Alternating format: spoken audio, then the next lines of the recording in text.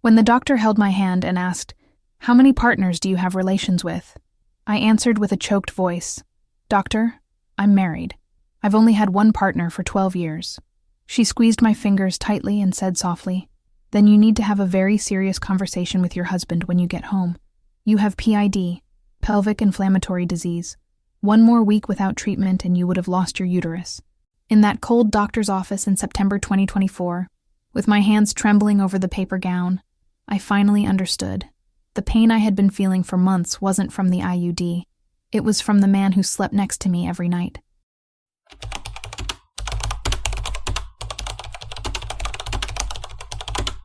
My name is Maya. I'm 31 years old, and for the last 13 years of my life, I lived in Milwaukee, Wisconsin, building what I thought would be my forever. This is the story of how a love that started pure transformed into a lie so elaborate that even his family participated. It's about signs I ignored because I was afraid of being alone again, and about the day I discovered that while I was dreaming about our future children, he had already built an entire family on the other side of town. I met Daniel in October 2011 at a Halloween party at the Baptist Community Center in our neighborhood. I had just turned 19 and he was 17. It was in my cousin's basement, decorated with plastic pumpkins and fake cobwebs. He was dressed as a vampire, a simple costume, one of those bought at a dollar store. But when he laughed at a joke I made about the red punch looking like real blood, something inside me clicked. It wasn't love at first sight. It was something deeper, recognition. We started talking about Christian rock bands. He played drums at his church. I sang in mine's choir. We discovered we lived 3 blocks apart, frequented the same supermarket, had mutual friends. How had we never crossed paths before? He smiled and said, "Maybe the timing wasn't right." And I believed it. I believed that God had kept him for me until the perfect moment. I needed to believe that. I needed to believe that safe love existed in the world. Because what I had seen at home was the opposite of that. My father left when I was 13, 2 weeks after hitting my mother in front of me and my brothers. I was the one who called the police that night. I was the one who testified in the restraining order process.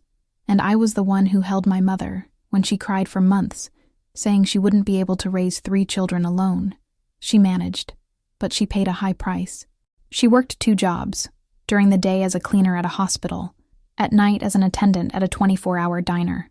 I, at 13, 14, 15 years old, became a mother to my twin brothers. I woke them up for school, made lunch, helped with homework, put them to bed. At 16, I got my first legal job at a library. Every penny went to the house. College?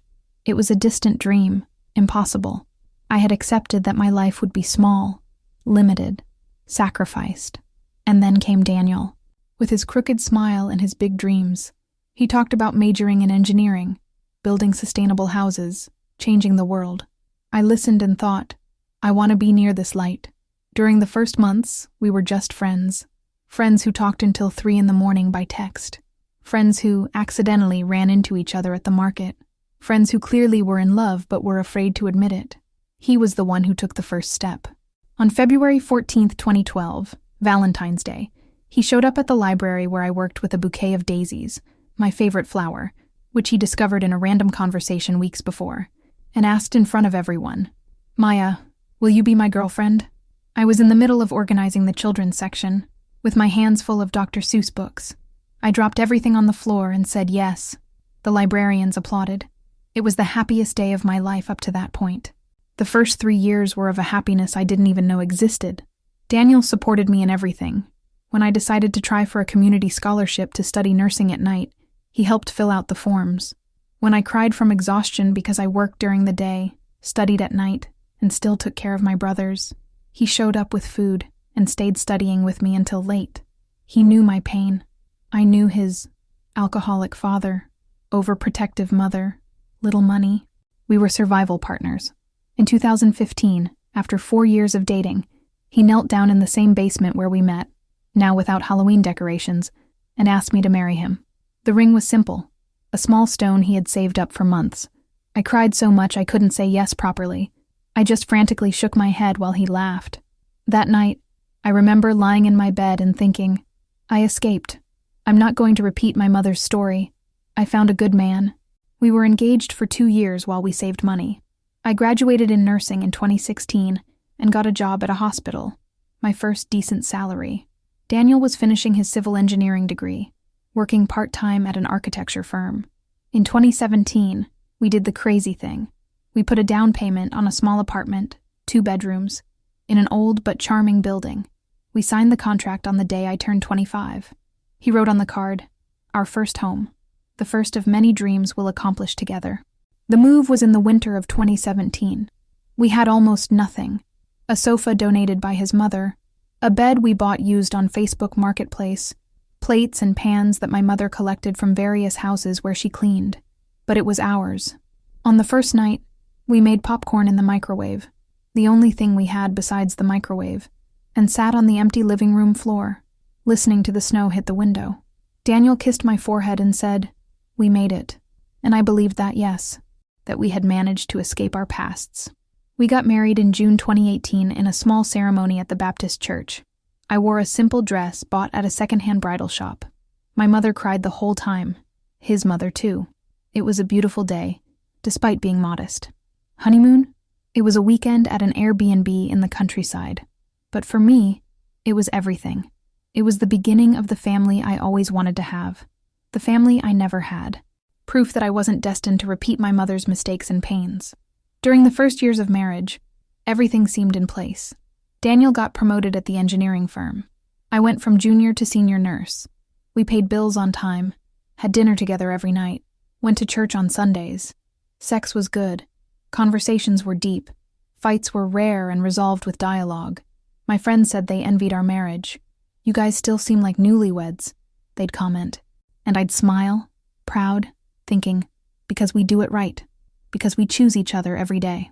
But in March 2023, something changed. Daniel received an irrefusable offer to manage a large infrastructure project in Green Bay, a city 190 kilometers from Milwaukee. Salary almost double. Chance to grow in his career. He came to tell me excited, "It's only for 2 years. I'll come back every weekend. We can handle it. Think about what we'll be able to save." And I, who always supported him, who always put his dreams before mine, said yes. He started in April, and that's when the man I knew began, slowly, to disappear. That night, after Daniel's message canceling, I did something I had never done. I opened his Instagram on my phone, not to spy. At least that's what I told myself. Just to feel close to him, see what he was posting. I don't know. But what I found was a strange silence. Daniel, who used to post photos of the construction site, Green Bay sunsets, some interesting food, hadn't posted anything for weeks. The last post was from July, a generic photo of Lake Michigan. No selfies, no mention of me. It was as if he had erased that part of his life. I scrolled through the stories. Nothing. I went to followers. 890 people. Much more than the 400-something he followed when we got married. I started scrolling, recognizing college colleagues, distant cousins, people from church. And then I stopped at an account, Emily Winters _. Profile picture. A blonde woman, wide smile, mirrored sunglasses. Bio. HR professional, Green Bay, dog mom. She had liked and commented on Daniel's last 3 posts. Innocent comments. "Great shot. Missed the team lunches. Hope you're doing well." But something in my stomach turned. I clicked on her profile. Private? Of course. But I could see the enlarged profile picture. She was in an office, with a badge hanging from her neck. The same type of badge Daniel wore at the project. They worked together. Makes sense they'd interact on social media. Normal, right? But why had Daniel never mentioned an Emily? In 11 years together, he always told me about coworkers. Steve, the annoying one. Marcus, the funny one. Jennifer, the perfectionist. But Emily? That name had never come out of his mouth. I spent the weekend alone, trying not to go crazy.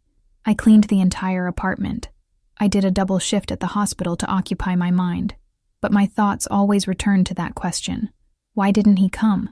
Did the project really have an emergency? Or did he choose to stay there? And if he chose, why?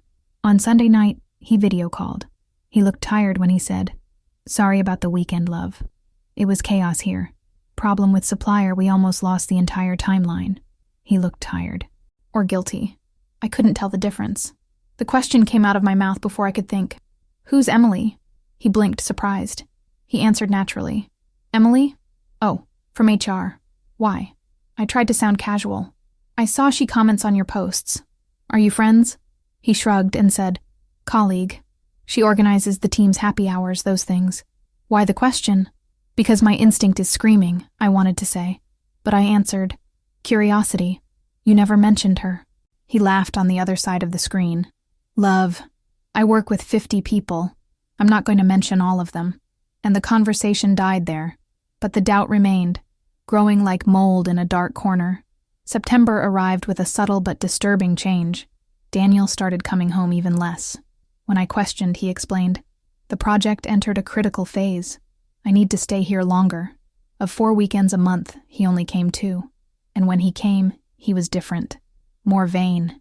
He had always been a simple guy. Jeans, t-shirt, basic sneakers. But suddenly he had new clothes. Fitted button-down shirts. A watch I had never seen. Different perfume.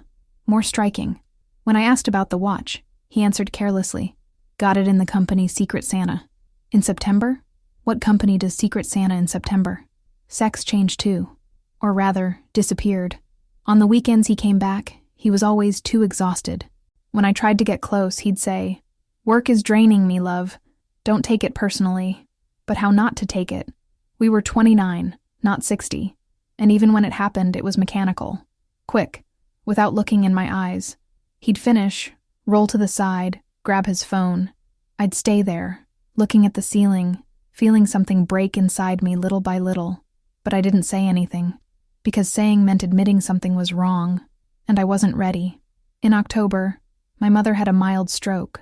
Nothing serious, thank God, but she needed to stay hospitalized for a few days at the hospital where I worked. I called Daniel crying, asking, I need you here. Please come this weekend. He sighed. I heard the sigh clearly, and answered, love, you know I'd come if I could, but it's a meeting with investors this weekend. If I miss it, I could lose the entire project.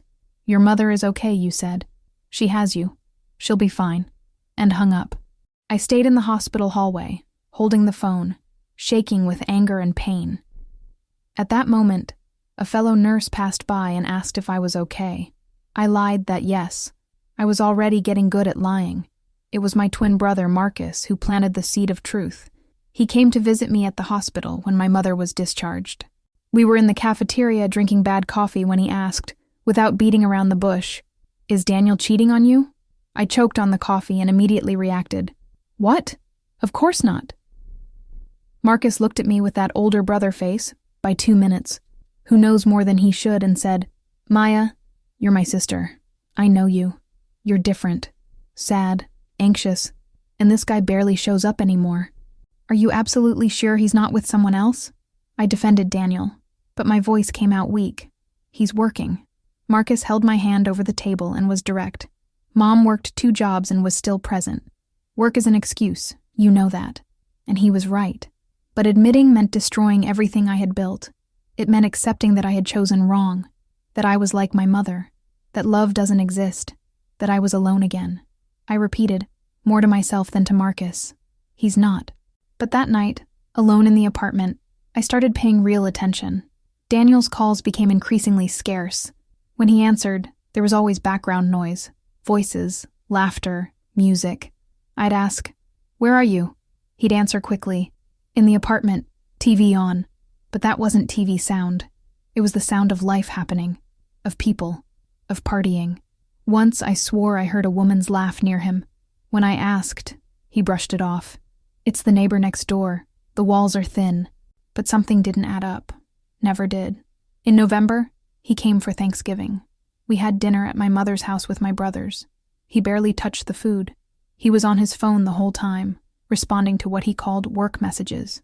My mother, still recovering from the stroke, pulled me into the kitchen and whispered, "That boy is acting strange. Take care of your heart, daughter." I forced a smile and lied. "Everything's fine, Mom. It's just work stress." But that night, when we got home, I tried to make love to him. I wanted to reconnect, feel like we were still us. He pulled away and said coldly, "I'm tired, Maya. Can we not make this a drama?" December was worse. He didn't come for my birthday. The 8th. The same old excuse. Project emergency. He sent flowers through the internet.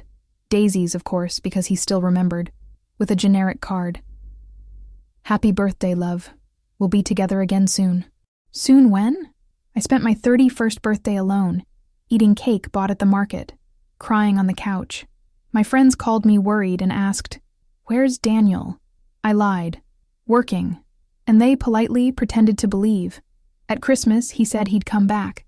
He arrived on Christmas Eve late at night. I had decorated the entire apartment. Our first real Christmas tree, lights by the window, wreath on the door. I prepared a special dinner. Bought an expensive gift, a leather jacket he had wanted for months. When he came in, he barely looked at the decorations. He said without emotion, "It looks nice." We ate in silence, opened presents. He gave me an Amazon gift card, didn't even bother choosing something personal, and went to sleep. Sleep. On Christmas. No conversation, no connection. Like two strangers sharing a bed.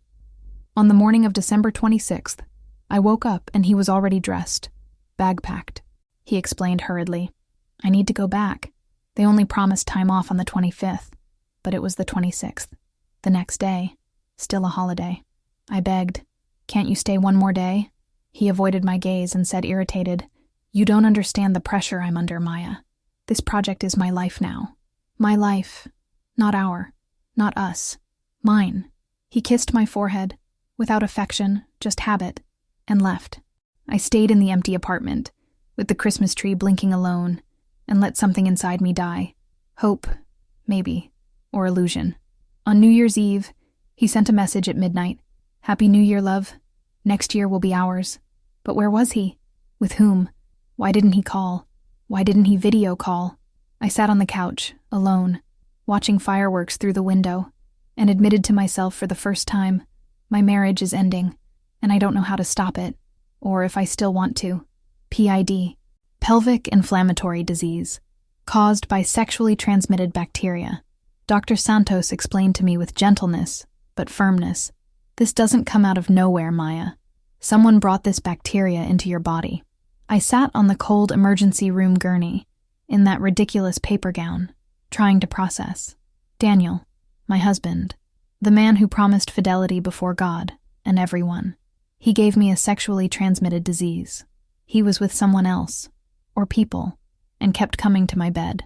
I called him as soon as I left the hospital, still shaking. My voice came out desperate. "I need to talk to you now." He was working, of course. He answered distracted. "I'm in a meeting, love. Is it urgent? Urgent? Urgent?" I shouted through the phone. "Daniel, I'm leaving the hospital. I have PID. Do you know what that is?" Silence on the other end. A silence so long I thought the call had dropped. I repeated, voice breaking. "Daniel?" He finally answered, voice strangely calm. "It must be some mistake. Are you sure? Did they do the tests right?" As if the problem was the diagnosis, not the betrayal. My voice rose, echoing in the hospital parking lot. The doctor asked me how many partners I have sex with. I said only you. Do you understand what that means? People looked. I didn't care. He shot back, and the audacity left me speechless. "Are you accusing me of something?" I could only answer, tears streaming. "I'm stating facts, Daniel. I have an STD. You're my only partner. You do the math." He sighed, that tired sigh I had started to hate, and said, "Maya, I don't know where you got this from, but I never cheated on you. Never. This is absurd." The denial was so emphatic, so convincing, that for a second I doubted my own reality. What if it was a medical error? What if I had some condition that mimicked PID? What if... But no. Dr. Santos had been clear. The tests were conclusive. I asked, voice breaking, then explain to me. Explain to me how I have this if you're my only partner and you never cheated on me. He got angry and shouted, "I don't have to explain anything. You're accusing me without proof. This is a disease for people who sleep around, not for people with serious marriages." I hung up on him. I sat in the car and cried until I had no more tears.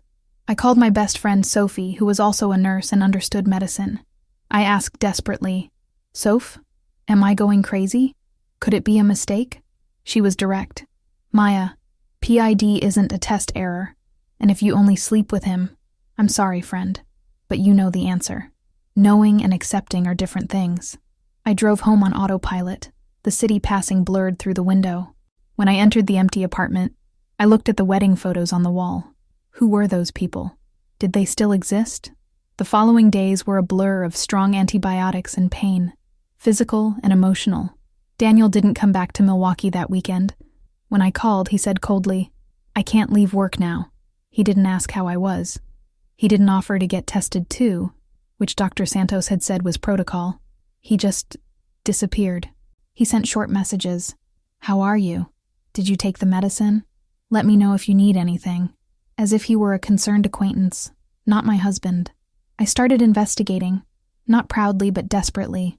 I got into his computer, which stayed at home because he took his laptop to Green Bay, and searched through it.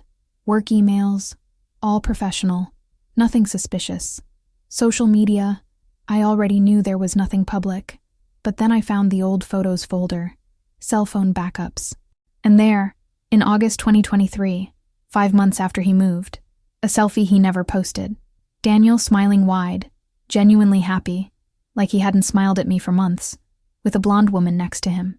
She was wearing sunglasses, but I recognized her. Emily Winters _ Emily from HR. The photo was taken at a park, at a picnic. There was a wicker basket, checkered blanket, wine bottles. It was a date, and by the body language, her leaning toward him, hand on his arm, it wasn't the first time. My stomach turned. I vomited right there, in the office trash can. When I managed to pull myself together, I sent the photo to my phone and deleted it from his computer. I needed proof, but I also needed time to decide what to do. When I confronted Daniel with the photo, he tried classic gaslighting. He answered as if it were obvious. That was in August, right after I arrived. The work people organized a welcome picnic. She was just one of 20 people. Where are the other 19 in the photo? I thought. I asked out loud, "And why do you take an intimate selfie with her?" He answered as if I were stupid. "I only took it with her because, I don't know, it was random." Random. An intimate selfie with a woman you never mentioned to your wife is random. My voice trembled. "Daniel, you're lying to my face." He exploded. "You're obsessed. You're making up betrayal in your head because you're unhappy and want an excuse. Gaslighting is this, making you doubt your own sanity. And it works. Because for weeks after that conversation, I doubted. What if I was obsessed? What if the PID came from another source that the doctor and I didn't know about? What if the photo was innocent? What if I was losing grip on reality? I stopped sleeping properly. I lost 6 kilos in a month. At work, colleagues asked if I was sick. I lied. Just tired. But I was dying inside. In March, Daniel announced with excitement, "The Green Bay project is going to be extended for another year. But the good news is, they're almost doubling my salary.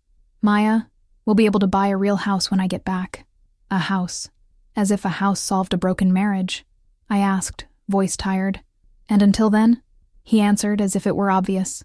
"We handle 1 more year. We've already handled this one. Think about the future." The future. What future? The future where he comes to see me once a month, treats me with indifference, and potentially gives me other diseases? That future? I decided to do something I was deeply ashamed of. Hire a private investigator. I spent $1,500 I didn't have. Put it on credit card. The investigator, a 60-year-old man named Rick, was pragmatic when we met. "Ma'am, in 90% of the cases I investigate, the suspicion is confirmed. Prepare yourself." I gave Daniel's Green Bay apartment address, work schedules, his photo. Rick nodded and said, 2 weeks. If there's anything, I'll find it." The 2 weeks of waiting were mental hell. Every time the phone rang, my heart raced. Would it be Rick with news? Would it be Daniel calling to confess? Or would it just be another lie? I kept working, smiling at patients, pretending normalcy. But at night, alone in the apartment, I collapsed. I started having panic attacks, racing heart, shortness of breath, certainty I was going to die. I'd Google at 3 a.m, how to know if you're being cheated on, signs of infidelity, PID caused by what. On the 10th day, I received an email from Rick. "I have material. Can we talk in person?" We met at a discreet cafe near the hospital. He arrived with a manila folder, hands trembling. I accepted coffee I couldn't drink.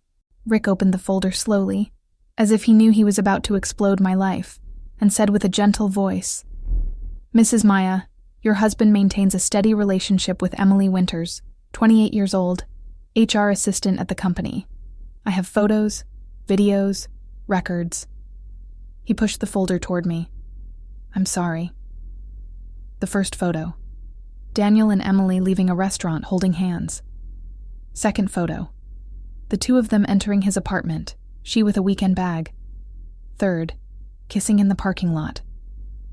Fourth, fifth, sixth, all showed unmistakable intimacy. There was even a 12-second video. Them at the supermarket, him kissing her neck while they chose wine, laughing. It was a domestic scene, every day, like a real couple, like we were, or like I thought we were.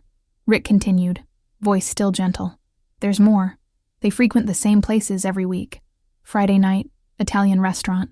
Saturday morning, farmer's market. Sunday, walk in the park. He goes back to Milwaukee on Monday mornings, correct?" I nodded, mute.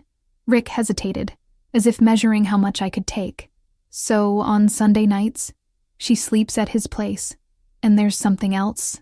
He paused and showed a close-up of a photo. She was wearing a promise ring, on her left ring finger. The cafe spun. I grabbed the table. I managed to whisper, "Ring?" Rick showed the enlargement. A delicate ring, with a small stone. It wasn't a wedding ring, but it was a symbol. Promise. I asked, voice breaking, "Are they engaged?" Rick shrugged and answered honestly, "I can't confirm, but their body language. Mrs. Maya, it's not an affair. It's a relationship." Relationship. Daniel had a girlfriend, while being married to me. For how long? Since when? The photo on the computer was from August 2023, 8 months ago. How long before that did it start? I paid Rick, thanked him mechanically, and drove to the apartment. I don't remember the drive. I only remember entering, locking the door, and calling Daniel. He answered on the third ring, voice casual. "Hi, love. How are you?" Love. The word burned me. My voice came out ice cold. "I need you to come home. Now. Today." He sighed on the other end. "Maya, it's Friday. I can't—" I interrupted, voice even colder. "Either you come today, or I'll go to Green Bay tomorrow and make a scene in front of your entire company. Choose." Heavy silence. Then he said, tense, "I'll be there in 4 hours," and hung up. I had 4 hours to decide. Was I going to scream? Cry? Calmly expose the photos? Or just ask and see if he'd still try to lie? I decided on the last option. I wanted to see how far the lie went. I wanted to know if there was any decency left in him. I organized the photos in chronological order on the dining table, made coffee, sat and waited, heart beating like a war drum. Daniel arrived at 10 p.m. looking irritated and anxious. He asked impatiently, "What's so urgent?" I pointed to the table. "Sit." He saw the photos and turned pale. All color left his face. He stood frozen, looking at the evidence of his betrayal spread out like playing cards. He started, voice trembling. "Maya." I cut him off, voice firm. "No, you don't talk. You listen. You're going to sit and you're going to tell me the truth. All of it. And if you lie even once, I swear to you, I'll send these photos to your mother, your sister, your boss, and the whole damn church congregation." He sat, ran his hand over his face, and finally, after months of gaslighting, he said, "Okay, you want the truth? I'm with Emily. Since June of last year. June. 10 months. While I suffered with PID, cried alone, begged for attention, he was building a life with someone else." I asked, voice surprisingly steady, "Do you love her?" He looked at his own hands and answered low, "I don't know. It's complicated. Complicated. Our 7-year marriage was complicated." I pointed to the enlarged photo. "And the ring?" He closed his eyes and confessed, "I gave it to her at Christmas.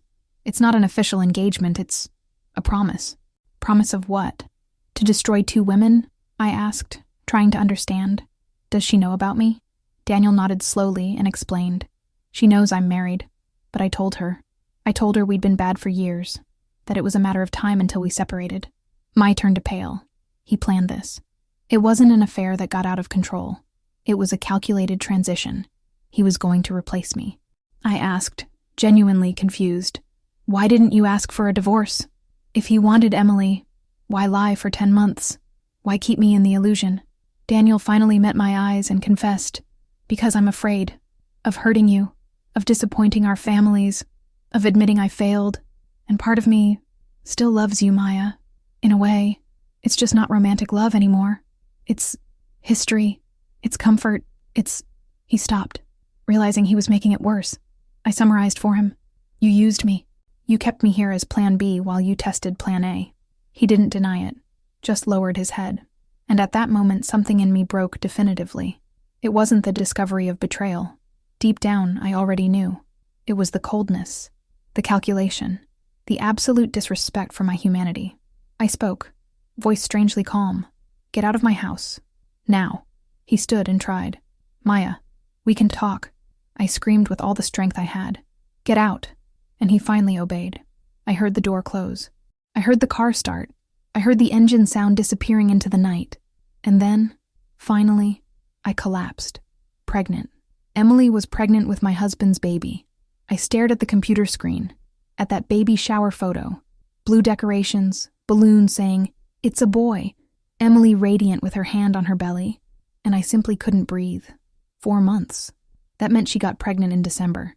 December, when Daniel spent Christmas with me and left the next day saying he had a work emergency. He went to her, spent New Year's with her, and sometime during those holiday weeks, they created a life.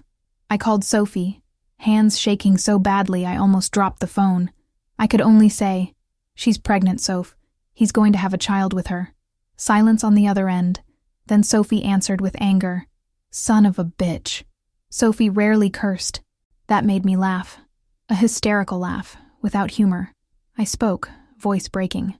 He built a family while still married to me. I'm the other woman, Soph. I'm the secret wife he hides, not her. And that realization broke me in ways the betrayal itself hadn't. I was the secret, not the priority. I replied to Emily's friend's email. Thank you for telling me. Can you give me more information? When did he officially ask her to be his girlfriend? Does his family know? The answer came in minutes. They've been together since July 2023. He told her you guys were in the process of separation, just waiting for paperwork. His family met her in October. His mother loves Emily. Sorry to be so direct, but you need to know.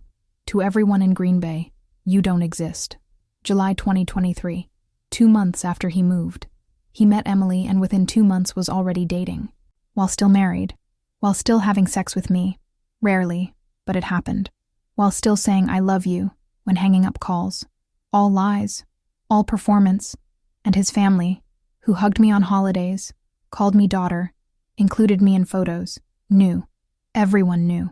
Only I lived in the illusion. I needed to confront someone. Not Daniel. He'd just lie more. His mother, Donna. I always had a good relationship with her.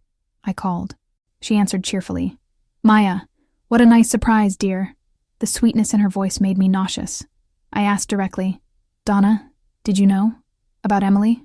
Silence. Long. Heavy. Then, voice colder, she answered, Maya, that's between you and Daniel. It wasn't denial. It was confirmation. My voice trembled. You met her.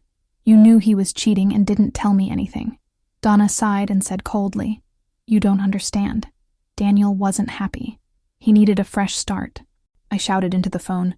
Then divorce exists. He could have ended it with me. Not cheat on me, give me a disease, make me an idiot for a whole year.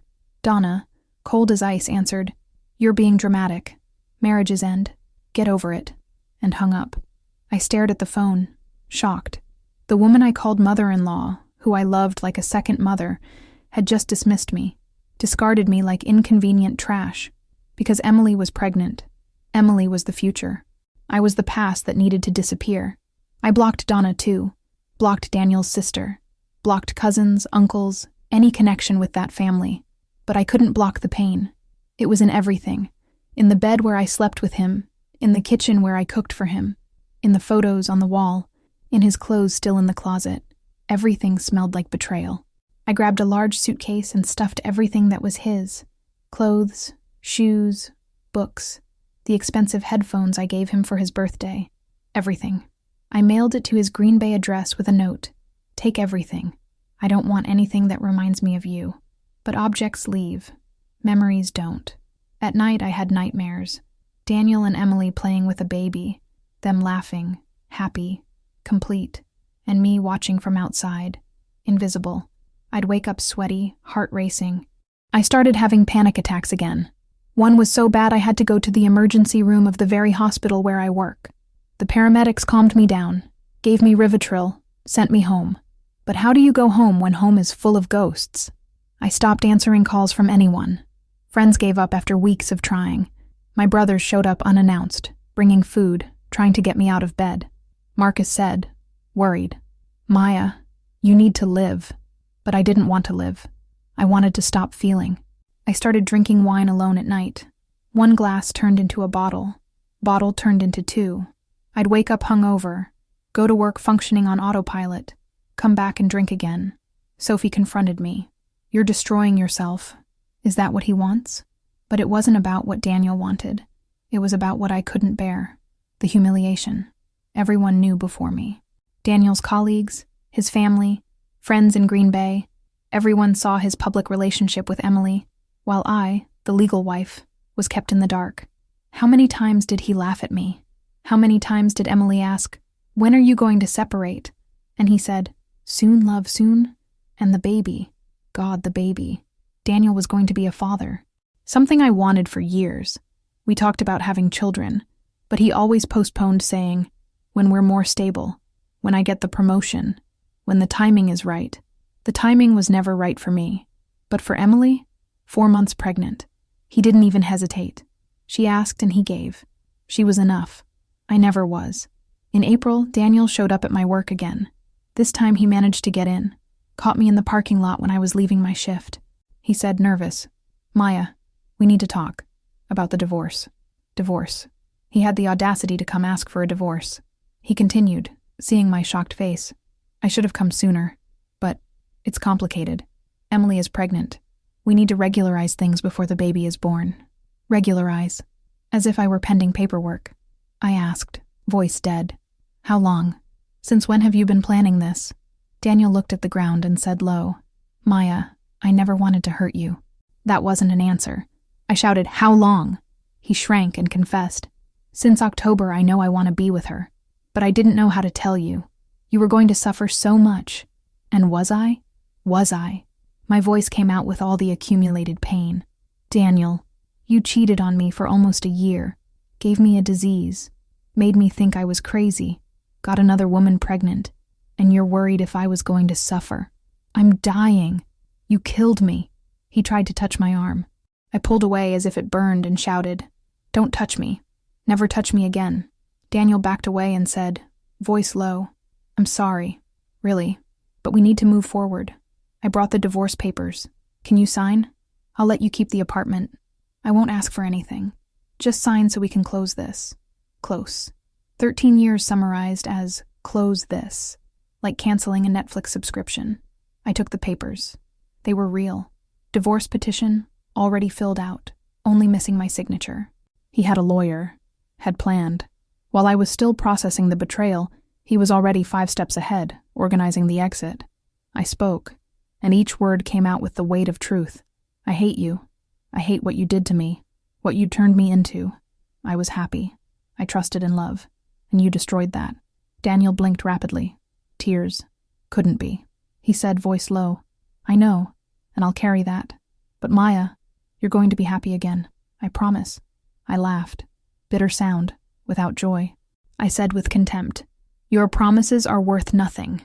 I tore up the papers in front of him, tore them into small pieces and threw them on the parking lot floor. I said, voice firm, "You want a divorce? You'll have to fight for it. I won't make anything easy." Daniel looked at the torn papers, mouth open, and said, "Maya, be reasonable." I shouted, "Reasonable? Reasonable? You fucked up my life and you want me to be reasonable?" I got in the car, locked the doors, and drove away at high speed, leaving him in the parking lot.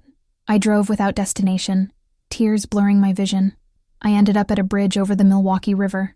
I parked, got out of the car, stood looking at the dark water below.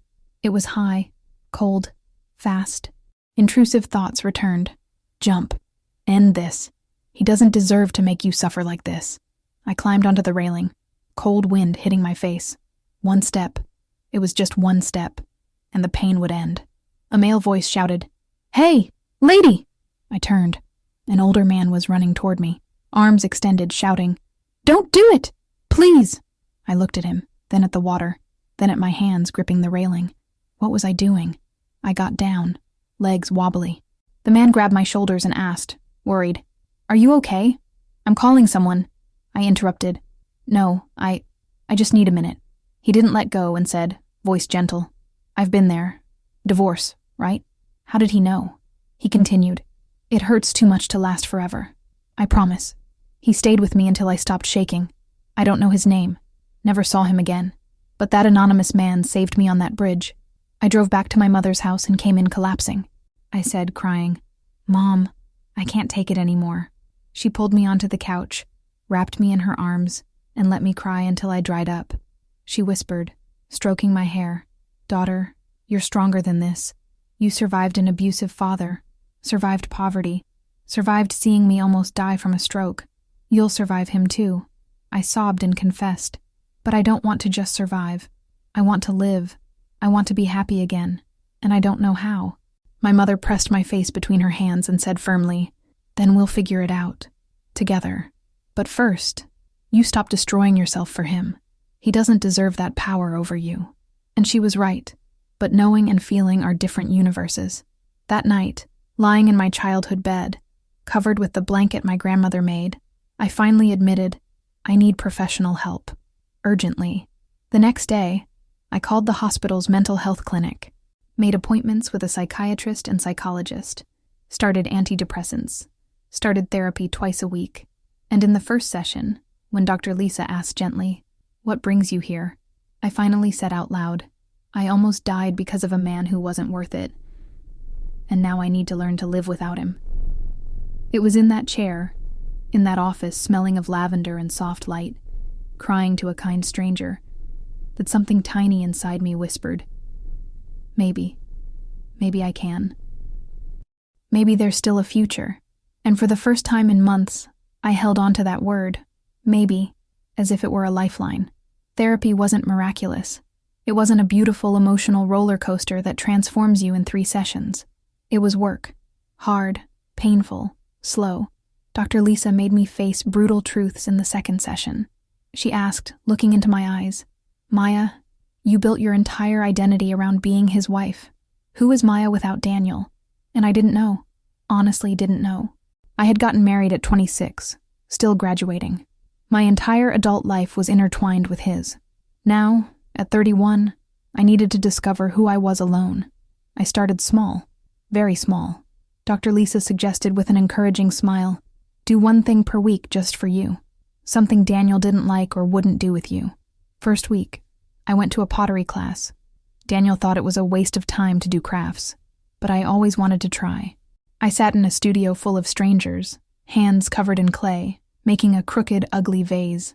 And for the first time in months, I genuinely smiled. That vase was mine. Only mine. Second week, I cut my hair. Daniel liked it long, so I kept it long for years. But I always wanted a short, modern cut. I scheduled with a hairdresser, showed an inspiration photo, and said decidedly, "Cut it." When the hair fell to the floor in long strands, I felt weight leaving with it. Literally. I looked in the mirror and thought, "I don't recognize you, but I think I'm going to like getting to know you." Third week, I blocked Daniel on everything. Email, phone, social media, everything. Dr. Lisa called it digital detox. It was time to stop stalking Emily, stop torturing myself with photos of growing belly, baby showers, his happy life without me. I asked, anxious, "But what if he tries to say something important?" Lisa was direct. "If it's really important, his lawyer will contact yours. And yes, you need a lawyer now." Hiring a divorce lawyer was admitting defeat for good.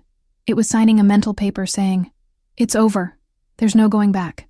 But it was also empowerment. Dr. Helen Morrison, a 55-year-old lawyer specializing in complicated divorces, received me in her office with tea and compassion.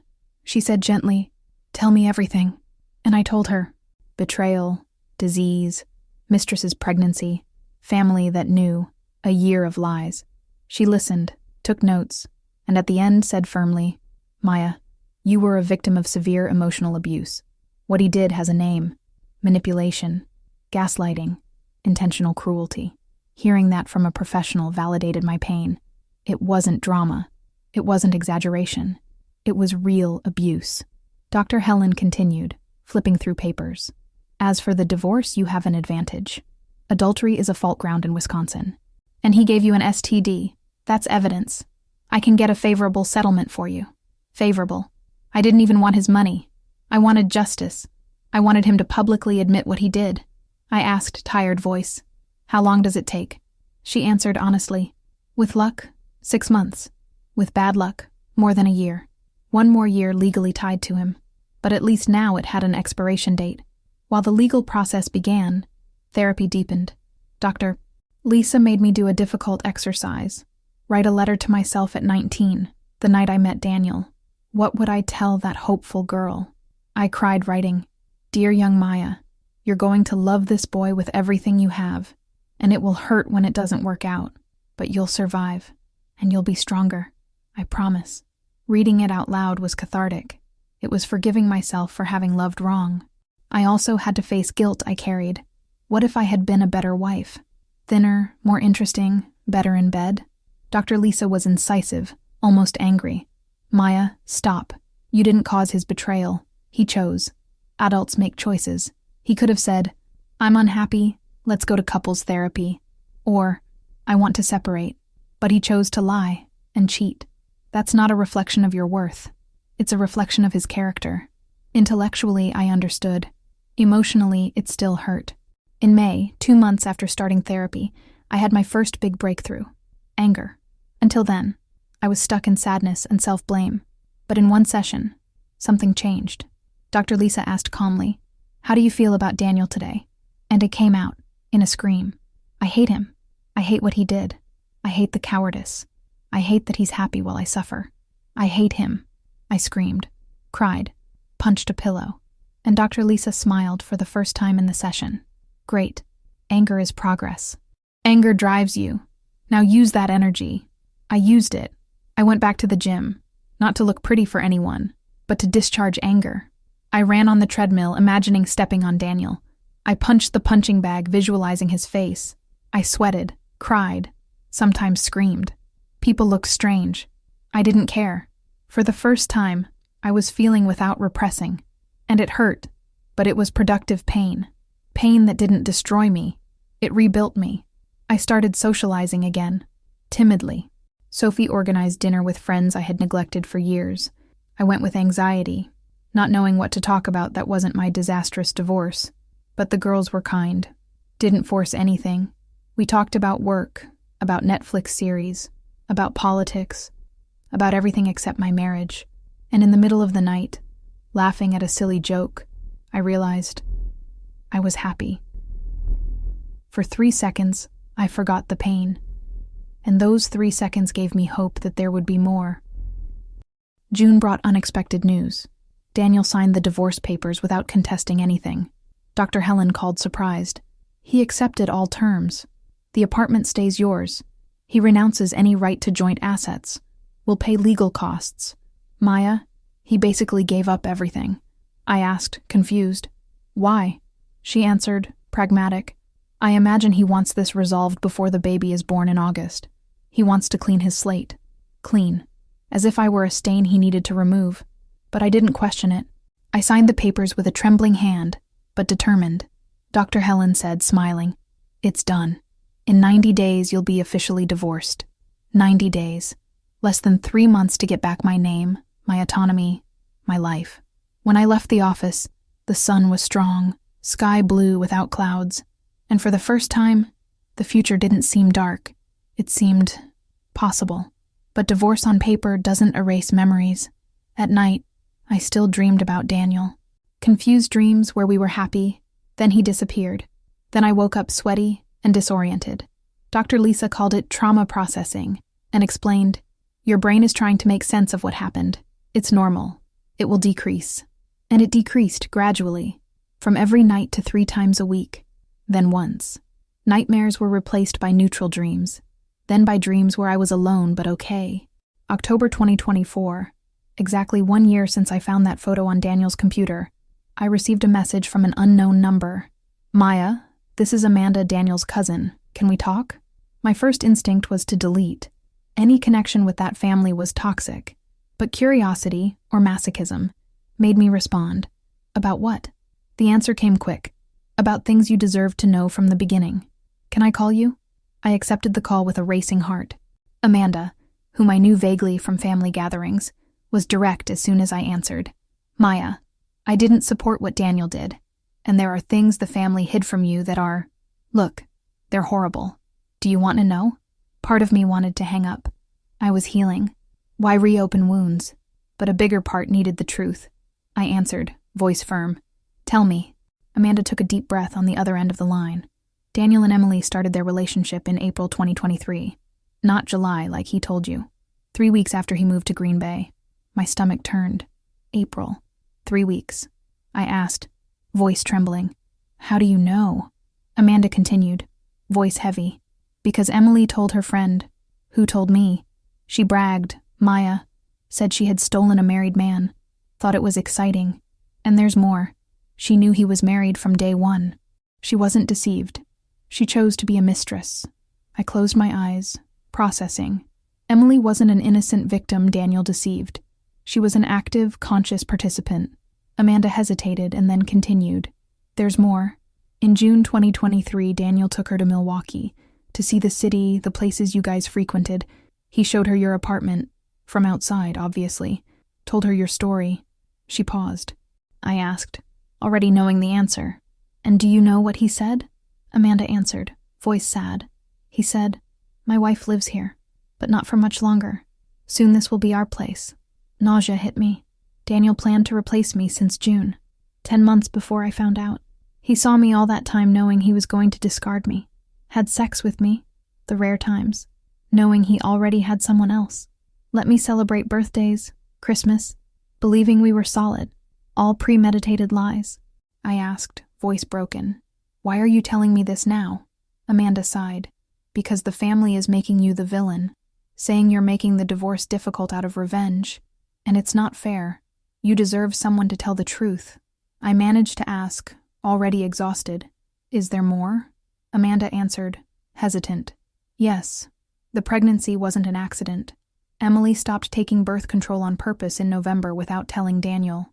She wanted to make sure he wouldn't go back to you. And it worked. So the baby was a trap. Calculated manipulation. Suddenly, everyone, Daniel, Emily, the family, seemed even more monstrous. I asked, genuinely curious, Amanda, why are you on my side in this? She answered with honesty, because I was cheated on too. I know how it hurts. And because what they did to you was coordinated abuse. After the call, I spent hours processing. Dr. Lisa, in the next session, helped me frame it. She asked calmly, Maya, does this information change anything? I thought. I answered slowly, no. Whether it was April or July, planned or spontaneous, the result is the same. He cheated on me and destroyed our marriage. The details just confirm he's worse than I thought. But I already knew he was terrible. Dr. Lisa smiled. Exactly. You don't need this information. You had already moved on. And it was true. Knowing horrible details didn't destroy me like it would have months ago. It made me sad, but not devastated. Anger visited, but didn't stay. It was like hearing about cruel strangers, not about my ex-husband. Emotional distance had grown without me realizing. Dr. Lisa said, looking into my eyes, this means you've healed. Not completely. Scars still hurt sometimes. But I healed enough not to be defined by the pain. I decided to do something radical. Forgive. Not for him. For me. Dr. Lisa explained when I mentioned the idea. Forgiveness isn't saying what you did is okay.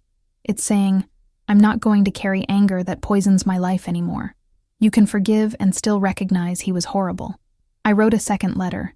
This one, yes, I sent. Daniel, I forgive you. Not because you deserve it, but because I deserve peace. You'll live with your choices. I'll live free from my resentments. Don't respond. I don't want contact. Just know, I survived. And I'm better without you. Sending that letter was liberating. I didn't receive a response, as I asked, and it was perfect. I had said what I needed, not for him, but for myself. It was a declaration of emotional independence. I whispered to myself, looking at the sent email, I don't need you anymore. Not your love, not your apologies, not your existence. And for the first time in 13 years, it was completely true. November brought physical change. I decided to leave the apartment. Every room had painful memories. I needed new space. Just mine, without ghosts. I found a small but charming loft in another neighborhood. Large windows, abundant natural light, wood floors. I told the realtor, decided, it's perfect. I signed a contract, packed boxes, and on moving day, Sophie and Marcus helped. Marcus said, putting the last box in the truck, new life. I repeated, believing, new life. The loft became a project. I painted walls in vibrant colors. Daniel hated bright colors. I hung paintings I bought from local artists, put plants everywhere, adopted a cat, Milo, orange and fat, who purred in my lap while I read. Each item, each decoration was my choice. Nothing had shared history. It was a personal sanctuary, and for the first time, home didn't mean where I live with someone. It meant where I live. In December, I faced another ghost. Holidays. Last year, I spent them alone, devastated. This year, I decided differently. I organized Christmas at my new house for family and close friends. I cooked, with my mother's help, decorated, put on music. 20 people came. My mother, brothers, nephews, friends, work colleagues. I laughed, talked, was present. And when Marcus made a toast, he said, raising his glass, to Maya, who was reborn, I cried. But they were good tears, tears of gratitude. In January 2025, a literal and figurative new year, I made a list of real resolutions. Complete neonatal certification, travel alone to Portland in March, go on 3 first dates, not to find a relationship, but to prove to myself I could, do therapy for 6 more months, then evaluate, write a letter to my 32-year-old self 1 year from now about how I am. I put the list on the fridge. Each completed item, I'd mark with a gold star. Like a child, but without irony. I was relearning joy. February, completing exactly 1 year since Emily's pregnancy discovery. I got promoted at the hospital. Neonatal nursing supervisor. Salary increase, more responsibility, recognition. My boss called me into his office and said, Maya, you went through personal hell this year, but your work never failed. You deserve this. I cried in his office, again, but they were tears of pride. I had been through hell, and still, I built a career. Still, I was competent. Pain didn't destroy me professionally, and in March, I took the trip. Alone, 5 days in Portland. I visited bookstores, cafes, gardens, walked for hours without destination, ate in restaurants alone without shame, took photos just for me, not to post. And on a rainy afternoon, sitting in a cafe overlooking the Willamette River, hot chocolate in my hands, I realized I was happy. Genuinely, simply happy. Not euphoric happiness. Quiet, solid happiness. Contentment. In April 2025, exactly 2 years after Daniel started work in Green Bay, and 2 years from the beginning of the betrayal, I received an unexpected call. It was Sophie, strange voice when I answered. Maya, are you sitting down? My heart jumped. Whenever someone asks that, it's bad news. I asked, tense, what happened? Sophie hesitated on the other end. Daniel called me. He asked for your number. Said he needs to talk to you urgently. My stomach turned. After months of silence. What did he want? I answered, automatic. I'm not going to talk to him. But Sophie continued, voice worried. Maya, he was crying, like sobbing, said his life fell apart. Morbid curiosity consumed me. I asked, unable to avoid it. What happened? Sophie sighed. He didn't give details. Just said he made a terrible mistake and needs your perspective? Perspective. After destroying me, he wanted my advice? The audacity was impressive. I spoke, decided, block him. I don't want contact. But that night, Dr. Lisa offered a different view when I told her in the session. She asked, looking into my eyes, Maya, what do you want? Not what you should do, but what you want. I thought honestly and confessed, I want to know what happened. Not because I still care about him, but because I'm human and I'm curious. Dr. Lisa nodded, understanding. Then accept the call, but on your terms. You control the conversation. You hang up when you want. And after we process it. I agreed. I sent a message to Daniel via Sophie. 1 call, 15 minutes, Saturday at 10 a.m., not 1 minute more. He agreed immediately. Saturday came slowly. I prepared myself mentally. This call wouldn't destroy me. I was strong. At 10 a.m. sharp, my phone rang. I answered, voice neutral. Daniel. And he collapsed. He started crying. Maya, my life is hell. Emily left me, took Nathan, got a restraining order. I lost everything. I waited for him to continue, without offering comfort. He sobbed and confessed. She was having an affair with my boss. The whole time. While she was pregnant. While we were together. I found out in February. I confronted her. She laughed in my face and said she never loved me. Just wanted financial stability and a father for the kid. Nathan might not even be mine. Heavy silence. Then he said, voice broken, and now I understand. I understand what I did to you. Part of me, a small, petty part, felt satisfaction. Karma had found him. But a bigger part, the part that had grown, felt pity? No, distant compassion, like seeing a stranger suffering. I asked, voice calm, Daniel, why are you telling me this? He sniffled and answered, because you're the only person who will understand. You know what it's like to be betrayed by someone you love.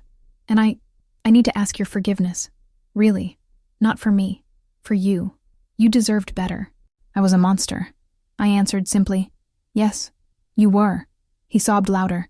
I destroyed an incredible woman for what? For ego? For novelty? And now I lost everything. You, my son, my job. I was fired for fraternizing with a subordinate. My dignity. Maya, I ruined everything. I took a deep breath and said, each word heavy, Daniel, I forgave you. Not because you deserve it, but for my peace. But forgiving doesn't mean forgetting. Doesn't mean we're going to be friends. Doesn't mean I'm going to comfort you now. You made choices. These are consequences. And honestly, I hope you learn, he asked, voice small. Are you happy? Did you manage to move on? I thought about my life. Loft I loved, flourishing career, transformative therapy, close friends, supportive family, growing inner peace. I answered, and it was deep truth. Yes, I'm rebuilt. I'm not the same woman you knew, and thank God for that. I'm stronger, wiser, more selective, and I'm happy alone. I said alone with emphasis. I didn't need a man to be complete. Daniel whispered, I don't deserve your forgiveness. I agreed honestly. No, but I deserve peace, so I forgave you anyway. Daniel, I hope you work on yourself, that you get therapy, that you learn to be honest, that you become a better father than you were a husband. But I don't want to be part of that. This is the last time we talk. He started to protest. Maya, please. I interrupted, firm. Goodbye, Daniel. And I hung up. 13 years summarized in 15 minutes of closure. And it was okay.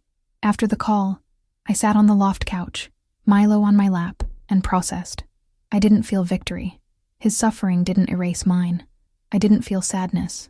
I had already cried everything I could for him. I felt finality.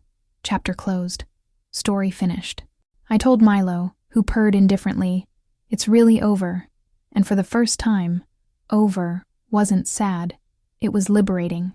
In the next therapy session, Dr. Lisa asked, how do you feel about the call? I thought and answered, light. He tried to make me feel sorry, pull me back into his drama. But it didn't work. I'm not the woman who puts a man on a pedestal anymore, who accepts crumbs, who loses herself in a relationship. I'm a complete person alone. And if someday I choose to share my life with someone, it'll be because I want to, not because I need to. Dr. Lisa had tears in her eyes and said, voice emotional, Maya, you've come far, very far. And I had. 2 years after that first sign, hidden phone, lies about colleagues, I was unrecognizable. Short and free hair, stronger body from the gym, clearer mind from therapy, more protected but not closed heart, visible scars but not bleeding anymore. I had done the impossible. I survived the worst, and not just survived, I thrived. In May, I went on my first real date since the divorce. His name was Jason, music teacher. I met him at a hospital charity event. He was kind, funny, no obvious red flags. We had dinner, talked, laughed. He asked carefully, "Have you been married before?" I was honest. "Recently divorced." Betrayal.